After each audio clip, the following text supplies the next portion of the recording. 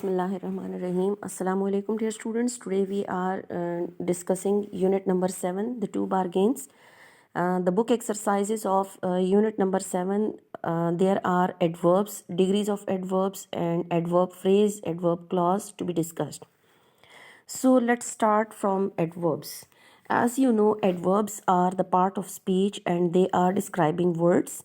They give information about a verb, an adjective, or another adverb.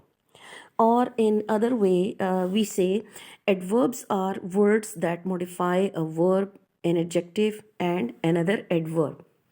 Then there are 5 kinds of adverbs. They are adverb of manner, adverb of place, adverb of frequency, adverb of time, and adverb of purpose. These are kinds of adverbs have been discussed during the lecture, so there is no need to repeat them. Now we are moving towards the degrees of comparison of adverbs. As like adjective, adverbs have also 3 degrees. They are called positive degree, comparative degree, and superlative degree. Positive degree of adverb is called the first degree also when there is not any comparison of any person or any object, then we'll use the first degree of adverb over there. Below there is the example that will be very clear to you. The boy runs fast. Fast is the first degree of adverb, and there is no comparison with the boy, so we will use the first degree of adverb here like positive degree. And more examples are given to us as positive degree of adverb. They are fast, far, hard, late, soon, and later. Then there is comparative degree. Comparative degree of adverb we use when there is a comparison of two persons or two objects, and we form the adverb comparative adverb by adding er with them, and as there is the comparison between two persons or two objects, so the word then must be used over there. Just like in the example, the boy runs faster than his father. Here there is a comparison of the boy with his father, so we are using comparative degree, and that is faster with the addition of than. There are few more examples of comparative degree that are clean, cleaner, high, higher. Means with the first degree of adverb, when we add er with them, they will become comparative degree. Now, superlative degree.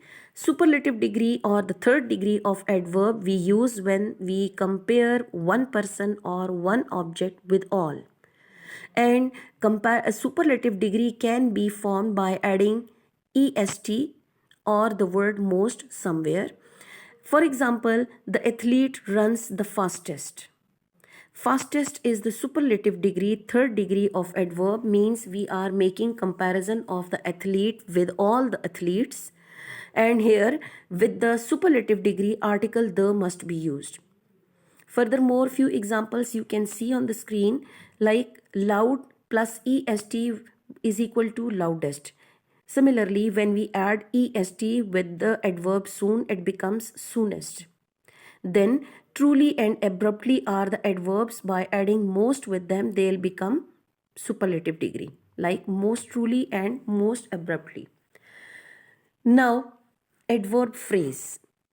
Before starting the adverb phrase, let's see that what is a phrase. Phrase is a group of an incomplete sense or incomplete words. Like in phrases, we don't have any object or any subject or any verb. This is just only a group of meaningless words. So adverb phrase is a group of words that act as an adverb, as an adjective, or other adverb in a sentence. The adverb phrase answers the question how, where, when, and why. One thing more, that adverb phrases can be used in the beginning, at the end, or in the middle of the sentence. You may see here some sentences are for your ease to make your mind clear that number 1 is good nutrition is important for health. Here the highlighted phrase for health will be called adverb phrase because it is answering the question how. Then vitamins are provided in many foods. It is in many foods in the sentence. It is also adverb phrase because it is answering the question where the vitamins are provided in many foods. Similarly, the next sentence, at breakfast we eat fruit and cereal. So the answer is at breakfast, or the question rises here, when do we eat fruit and cereal? The answer is at breakfast. So at breakfast will be called adverb phrase.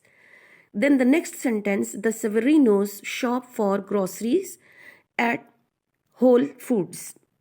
Here, in the sentence, there are two phrases and both are called adverb phrase. The first phrase answers the question why. Why Severino shops? The answer is for groceries. And in the second phrase, at Whole Foods, it answers the question where. Where Severino shops? At Whole Foods. So these both phrases will be called adverb phrases. Then the next sentence is, many people supplement their diet with extra herbs. Here the question rises, how? How many people supplement their diet? The answer is with extra herbs. So in this exercise, all the highlighted words, all the highlighted phrases will be called adverb phrases. Now, the next one is adverb clause. What is a clause? Clause is also a group of words which have the subject and predicate or verb in them. And furthermore, clauses are of two types. One is called independent clause, the other is called dependent clause. So, adverb clause has a subject and verb, and it acts as an adverb, adjective, or other adverb in the sentence. It can also be called dependent or subordinate clause that starts from subordinate conjunction. Remember that adverb clause always start from a subordinate conjunction. Then it answers the question how, when, where, and why. It does not have a complete meanings. Then there are few examples of adverb clause. Number one is, you may sit wherever you wish. Here, the highlighted clause, wherever you wish, it is adverb clause and it is modifying the verb sit and it answers the question where, as you can see on the screen. Next is, when spring sets in, many students go crazy. Here, when spring sets in, it is also adverb clause because it is answering the question when and it is modifying the verb go. So, it will be called adverb clause because it also started from subordinate conjunction. Then the next one, Rachel and Sloan look at though they have some exciting news for us. In this sentence, the whole highlighted clause will be called adverb clause as it is starting from subordinate conjunction and it is answering the question how and it is modifying the verb look. So in this exercise, all the highlighted clauses that can be called adverb clause. And just like adverb phrase, adverb clause can also be used in the beginning, in the middle, or at the end of the sentence.